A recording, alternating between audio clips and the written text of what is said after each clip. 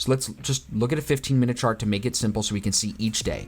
The first thing we're going to do is right click in and go to properties. You see you have your grid here, you can turn that off, and that does help. But we can even go past that by going to properties. Properties has a lot of detail. You can show your open, high, low, close, show your ask line, right? You can select the type of candles, your auto scroll, all that stuff. But taking that even deeper would be changing the colors here. You can see we have the background set to black, the foreground set to white, the grid was set to gray, but we turned the grid off. Now, as far as changing the bars, I personally like to change the background to a gray, which I'll select right there. I like to turn the foreground, which is the font, to black. So then you can see, I like that text. I don't have the fly in here. The text to be black, which helps stand out on that gray. For my bar up, I personally like to make it all black. The reason I make all of my candles black, and again, I talk about this in my trading view video, is because I think it reduces the potential for any emotional reaction to your charts, to any of the movement on price action. So once you have everything basically set to black, it's going to help everything stand out really nicely. So you hit OK, and now you can see candles are all black, background is gray.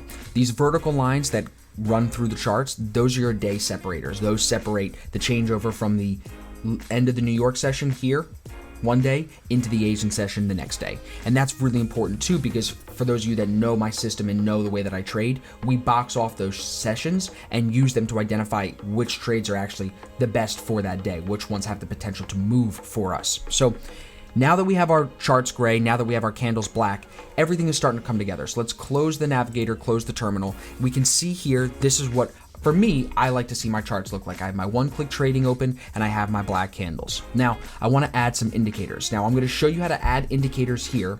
Then I'm going to show you how to add indicators into the back end if you have your own custom ones that you want to add.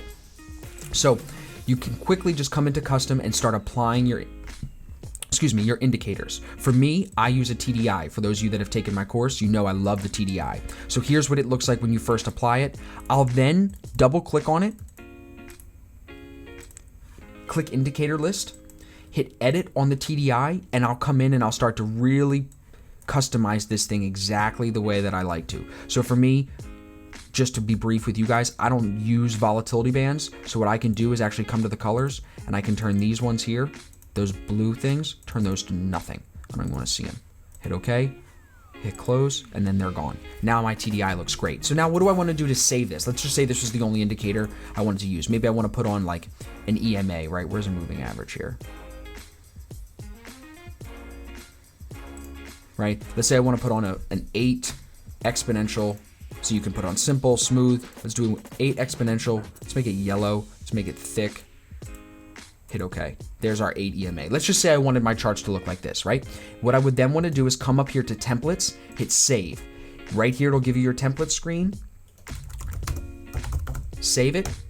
When you come back, if for some reason your charts are messed up, all you then have to do is click templates, open up YouTube video, bang. If I want to change what this looks like here to the one we just made, click up there at templates, boom, YouTube video. You see what I'm saying? So very simple there to change charts, set them, save them, and move forward. Now, to add your own indicators, I know a lot of you guys have questions about that. What you're going to want to do is come to your Finder. If you're on a PC, you're going to go to File up here and Open Data Folder. Same type of thing.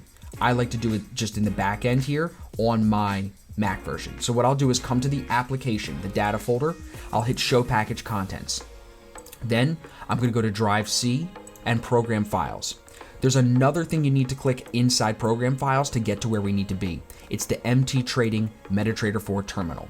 Now you're going to see two things you need. One is going to be templates right here. There's our YouTube video template we just saved. So if you have custom templates or you want to share templates, this is where you can find them. You want .tpl files in here. Those are the ones that are going to show up. These other ones, .htm, they will not show up here. That's why they didn't. Then you want to come back a folder and look at the MQL4. Inside MQL4, you'll find indicators, and here's where you can customize your indicators. So what you do is download them offline. If you want these indicators that I have on my screen, the TDI and the ADR and all those things, the lot size calculator right here, right? If you want all those indicators that you guys see me use, I can send them to you. And all you would do is add them into your back end here, restart MetaTrader 4, and bang, you'd have all the indicators. So if you want to add or take some away, all you need to do again, it's package contents, drive C, program files, MT trading, MQL4, indicators, and there they are. Once they're in here, in this indicator folder, all you need to do is click out of that file, out of that folder, restart MetaTrader 4, and they will be here. When you go to custom, they will be right there wherever you put them. Pretty simple, right? So one other indicator that I really do use a lot and that I think, if you're trading actively, you should be using is a lot size calculator. And again, this is something that if you want it, just drop a comment in the video, reach out to me. I can definitely hook it up for you. All you have to do with this is put your stop loss in. Let's say we're doing a 15 pip stop loss. And let's say we want to risk 2% of our account. You hit OK. It'll apply it right here under your one-click trading. You see that? Right under the one-click trading, it says 15 stop loss, 2% risk, 0.36. That means that I would want to do a 0.36 trade, 0.36 lot size on this trade if I'm only looking to risk 2% with a 15 pip stop on this pair. Now watch what happens if I change the currency pair.